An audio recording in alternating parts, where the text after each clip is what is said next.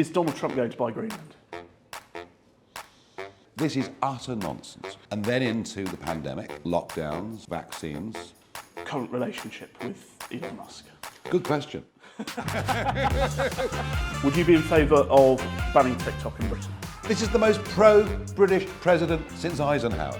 The greatest political comeback that has ever been seen. And it's a friend of mine that's done it. That's why I'm really here. Nigel, give me an update on your current relationship with Elon Musk. Good question. No, look, Elon pumps this stuff out, and he said what he said. We had a disagreement. I wasn't going to move my position, even for the richest man in the world. All right, that's how I made. And we're fine. And we've agreed there's no animus of any kind at all. And of course he wants reform to do well. So we're fine. So you're working on rekindling the strong relationship you had before? Yeah, absolutely.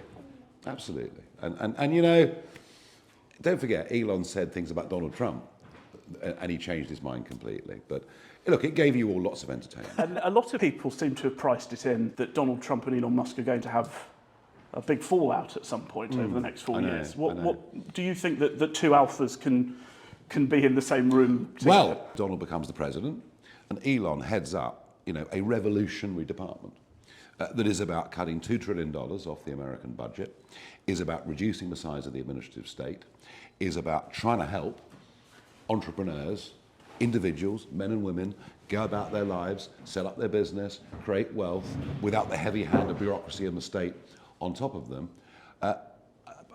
Honestly, I think if Elon goes and does that job and Donald does his job, it'll be just fine. Is there not an ideological clash between them? I mean, Elon's talked about having higher immigration, or certainly a different type of immigration. This is utter nonsense. This is utter nonsense.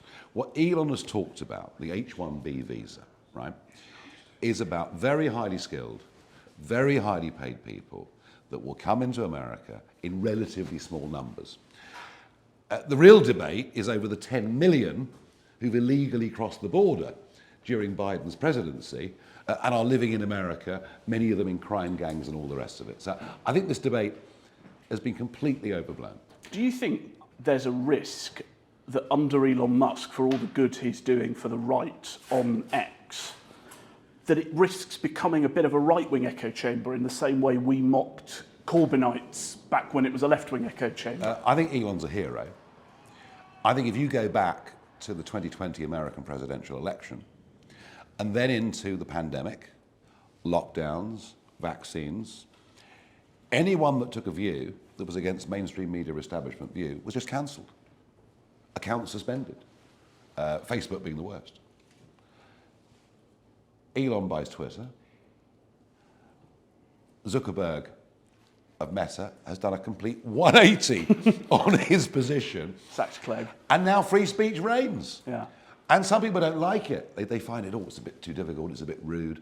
Free speech reigns, and it's a good thing. Do you think Zuckerberg was following Musk, or do you think it was a wider acceptance of Donald Trump? It wasn't a fluke this time, it wasn't a one-off. Both. It was both. Yeah. Both. Elon's broken up that space that banned sceptical views. And I mean, the lockdown stuff, it was appalling. Anyone that questioned lockdown vociferously found their Facebook accounts were suspended. The whole thing was appalling. So no, it's both. But I mean, don't underestimate the size of a Trump victory. It's huge. Talking of Elon, I spoke to your party treasurer and he made a passing comment that a guest at a party we'd both been at had told him he wanted to give 10 million to reform. So have you also been over here with a view to fundraising? Are those conversations happening in Washington? Well, if there are people, there are lots of British people here. There are lots of transatlantic types here. They might have American passports, but they live in London half the time. They might have businesses in the UK. So yeah, that's obviously part of the trip. It's not the main reason. The main reason I'm here is to celebrate the greatest political comeback that has ever been seen. And it's a friend of mine that's done it. That's why I'm really here. And you told that party that you're going to be Prime Minister in 2029. Is that a serious goal now for yours? You think it can really happen? I think Reform can win the next election, yeah. No, I genuinely do. But that would take a very substantial lead over the other two parties. Can you break the 30% barrier, for example, in the next couple of years? That is what we have to do. That is absolutely what we have to do. And does that take effort on your part as well as waiting for Labour to collapse and the Tories to fade? No, we have to show we're credible. We have to show we have a vision for the country that is optimistic. Gosh, that word's missing in Britain, isn't it? It's here. And we've got to show we have a plan that allows us to become a much more confident country, a much more comfortable country. We've got to stop this endless self-loathing. And I actually believe that a lot of what's going to happen here over the next 4 years will be an enormous help to us in the UK. You're seeing it already. I mean, think about my debanking last year. I was closed down by the biggest bank in the country. Why? Because things I said didn't fit with their diversity, equity and inclusion programs. Meta have just scrapped it. Yeah. There's massive changes happening. And there are things that we do that America follows, but generally what happens in America first comes to us. And there is this massive cultural shift coming. Neither the Labour nor Conservative parties can deal with it, can cope with it, because it's under them that this whole restrictive, awful sort of world full of negativity has been allowed to thrive. So look, we are about opportunism for any individual who's opportunistic, who wants to have a go, can get on. We've got to get back to a more meritocratic state. And they're the kind of things we're going to stand for. And I think when it comes to really the biggest issue that affects the lives of British people and the decline in their living standards, which has happened so dramatically over the last few years, the population explosion has done more to harm people's everyday lives than anything else. Both parties are responsible. Actually, Tory is worse than Labour. Tory is worse than Labour. So we're providing a proper alternative. We know what we believe in. And I feel very optimistic, yeah. Talking about migration, one of Donald Trump's big pledges is to deport many, many hundreds of thousands, if not millions, of foreign criminals. Is that something you will be in the Reform Manifesto in 2029? If you come to Britain illegally, you are not staying. But will you work through the list of foreign-born criminals that have already committed crimes beyond being in the country illegally? Look, I mean, anybody that has come into our country and abused our trust and generosity in that way, they shouldn't be there. A lot of left-wingers criticise you for not being in Clacton enough, and I don't think that understands what your job is meant to be. I mean, this is absolutely comical. I mean, how often is Keir Starmer in St Hol in his You're a party leader, right? And actually, I tell you what, I mean, I just think about next week. I'm going to be in Clacton 3 days next week. I've got a business seminar with 120 local businesses coming. I'm pretty active. I think you'd be surprised. Actually, I'm very, very efficient in terms of how I use my time and what I do. And we've built the Clacton party membership, keeps on growing. We've got a lot of local businesses on side with us. I mean, nobody's perfect, but I think I'm doing a reasonable job. And I just wonder, do you think occasionally there's a trap that especially right-wingers in Britain can fall into, where enjoying American politics a bit too much can cloud judgments about what British voters are interested or really care about? Because they're not identical, are they? They're very different. Of course they're not. There are some big differences.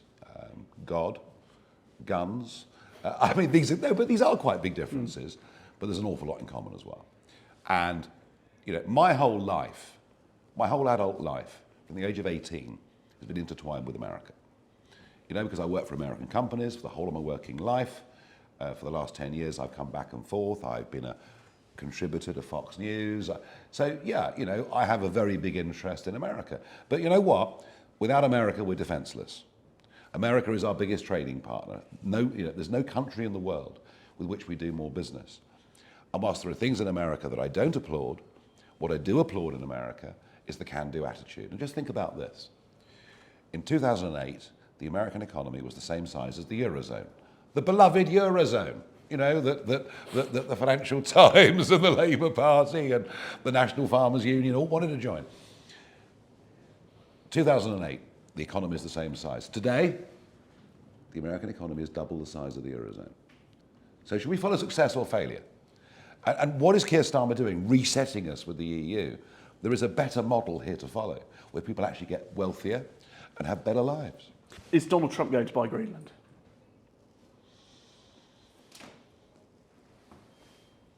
60% yes. Interesting. Would you be in favour of banning TikTok in Britain, No, I wouldn't. even despite the China threat? I'm concerned about the ownership, but for a huge number of young people, it is their sole means of having a window on the world. Is Donald Trump going to return the Churchill bust to the Oval Office Good Lord, yes. on day one? Of course he is. Don't be ridiculous. and that says it all. This is the most pro-British president since Eisenhower. We've got somebody who is very, very much his mother's son. You know, and his mum may have left the Western Isles when she was young, but she kept that affiliation. Trump, as a teenager, came to Scotland a lot and spent a lot of time there. He's got his investments there. Loves the Royals. Loves the Royals. Oh, I mean, on a level you can't even believe. More than you? Well, I mean, it's astonishing.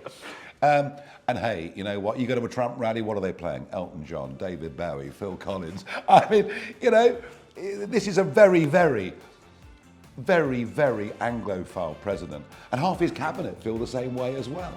This is a huge opportunity for us. We mustn't blow it.